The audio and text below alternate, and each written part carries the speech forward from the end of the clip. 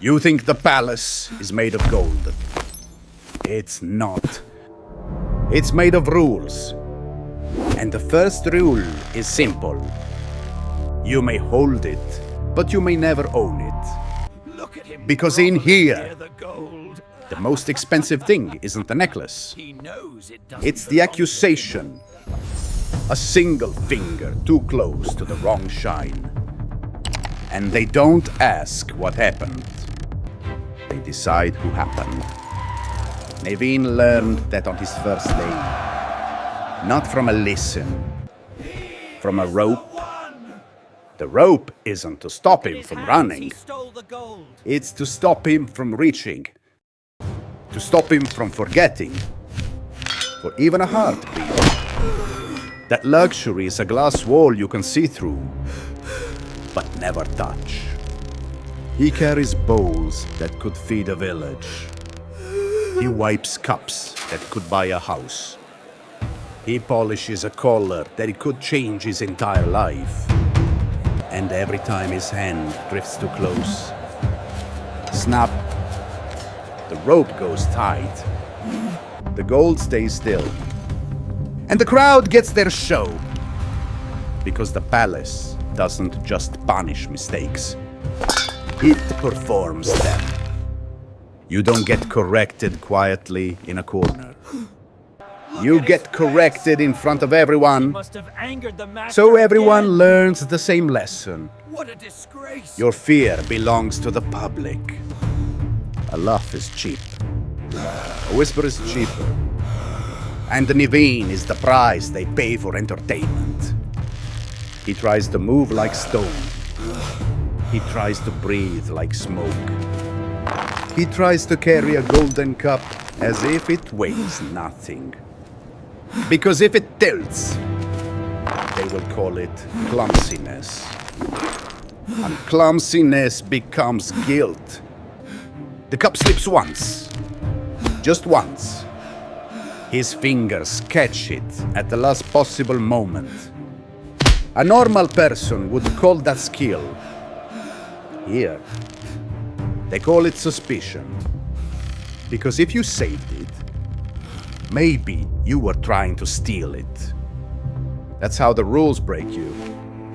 Not by violence, but by logic so crooked you can't stand up straight inside it. And the worst part, even if you do everything right, they can still make you wrong. Seize him. Naveen learns that He is when the one they who stole destroy the ring his food, from the temple. he opens his ration bowl. A few bites, a crumb of survival. Then a supervisor steps in and pours sand over it. Not because Naveen stole, not because Naveen lied, but because someone up there wanted to remind the room. Hunger is also a leash. They don't starve you to kill you. They starve you to shape you. So your hands shake. So your mind gets slow. So your body becomes an easy scapegoat. And that's when the second rule arrives. If anything goes missing, it was you. A ring drops near his knee like an accident. Except it's not an accident. It lands too clean.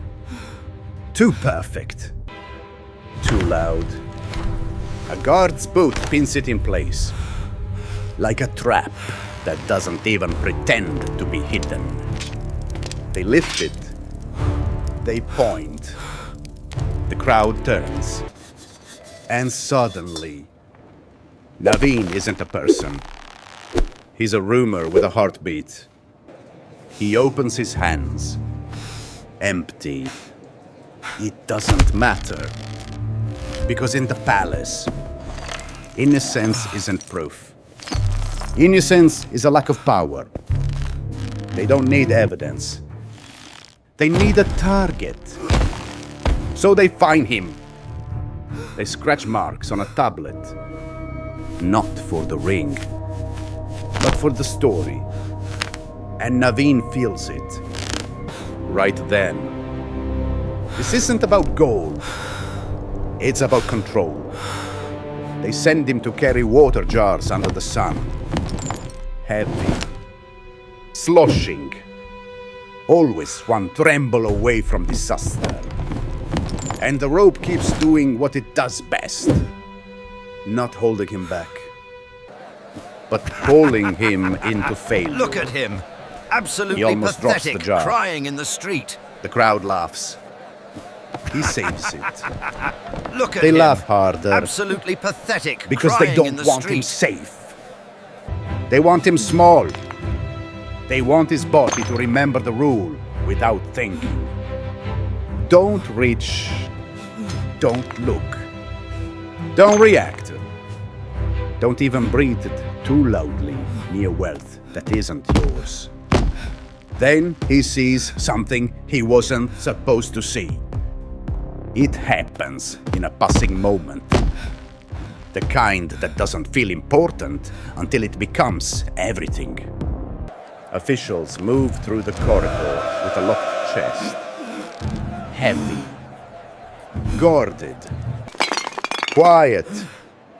And behind them, on the pedestal, the golden collar He's sits revolting. like a sun. How dare he approach But us? Naveen notices a detail. Look at the bruise. collar is the Serves him same. right, I say. Yet He's the shine is revolting. wrong. How dare he A approach shade us? duller. A line a The little off. bruise serves him right, I A say. jewel that catches light like glass instead of fire. And when he tries to step closer, snap, the rope yanks him down into a kneel. Just as a guard turns. Like the rope is not just restraint. Like it's a cue. Like it knows exactly when to turn curiosity into shame. Naveen keeps polishing, keeps bowing, keeps swallowing humiliation. But now his eyes have changed. Because once you see the pattern, you can't unsee it. They plant jewelry near servants. They swap display pieces too often. They move locked chests behind curtains when nobody important is looking. And every time treasure moves in shadow, a servant gets accused in light. Then comes the moment that splits the story open. The Palace stages another public scene. Trash duty, Look at him Scraps. groveling for crumbs. Humiliation. Truly a pathetic sight. Eat up, Naveen Naveen. carries Perhaps we'll what toss you a others bone refuse next to time. touch. Bust blades that could feed him for a week. He stumbles just a little. The rope jerks his wrist mid-reach, and the scraps spill. The crowd recoils like he's poison. And that's when it happens. Behind him. In plain view, if you're looking the right way. Officials slide the real collar off display and replace it with a replica. Smooth. Practiced. Effortless. The real piece disappears behind a curtain. A chest opens. A lock clicks shut. And the crowd. Shame. They never He has look at the brought collar. Shame upon us all. They look Take at him Naveen. away. They laugh at his spilled scraps. Shame. They He has curse brought his shame upon clumsiness. us all. Take him They away. punish the wrong person to protect the right theft. That's twist one. The luxury isn't for showing, it's for moving. The display is theater. The real wealth travels in locked boxes. And the servant's shame is the distraction that makes the theft invisible. Naveen tries to follow the chest route. Near miss. His rope catches a floor ring. Metal clinks too loud. And a lantern swings toward his face. For a heartbeat, light hunts him. He presses into shadow, holding his breath so hard it hurts. Because in this place, curiosity is not a question. Curiosity is a crime. Morning resets everything. The palace returns to ceremony, to shine, to performance. Naveen returns to the pedestal, and the robe returns to its work. He almost touches the collar again, except now he knows it might not even be real, and the rope still snaps him back anyway. That's another rule. The punishment isn't for the object. It's for the reminder. They punish you so you never forget your position. Even when the gold is fake. Even when the bowl is swapped. Even when the jewels are replicas. The rule stays real. Then the palace tightens the trap again. A ring drops near him.